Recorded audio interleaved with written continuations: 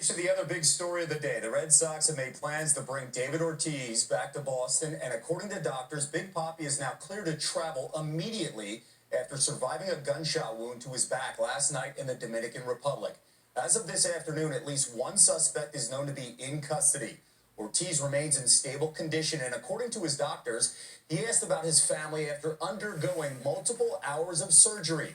Here's more on the shocking events in the last 24 hours. Monday afternoon, after David Ortiz underwent surgery overnight, the Red Sox sent a plane to the Dominican Republic to pick up the three-time World Series champ and to bring him back to Boston for continued treatment. Surgery on the 10-time All-Star took 6 hours, leaving the Red Sox great in intensive care and heavily sedated. The three doctors involved had to remove part of the 43-year-old's intestines and colon, as well as his gallbladder. But one of the doctors told Ortiz's media assistant that the former slugger is, quote, out of danger.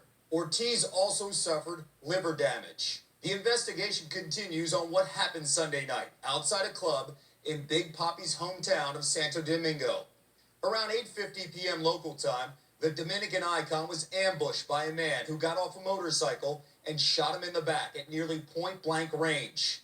Two others were wounded, including a local news host who was shot in the leg and is expected to recover. In 2 decades of baseball, Ortiz spent 14 years in Boston and still has a home in the area.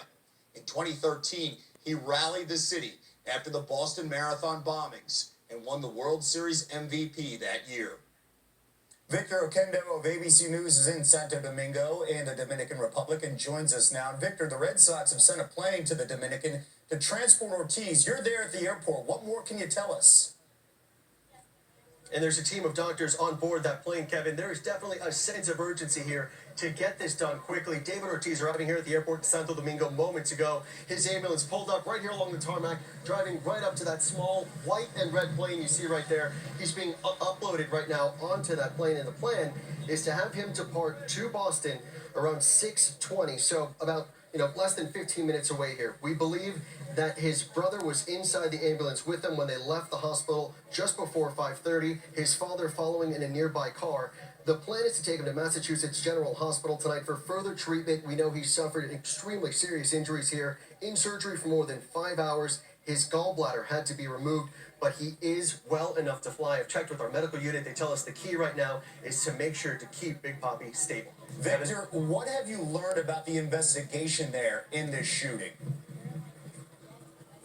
Well, right now there is one suspect in custody, 25-year-old Eddie Feliz Garcia, and police say that he has to confess to participating in this somehow, but he was in such bad shape that he wasn't able to tell police anymore. We know that when he tried leaving that nightclub last night, the people who were there apparently beat him so badly, he himself had to be taken to the hospital before being taken into police custody. At this point, though, it's unclear if he was the shooter or if he was an accomplice in this. Apparently, he was under the influence of alcohol. Police are awaiting a toxicology report here. He does have a criminal record for small drug trafficking charges, but right now, Kevin, there still might be another suspect at large. ABC News, Victor Oquendo joining us now from the Dominican Republic.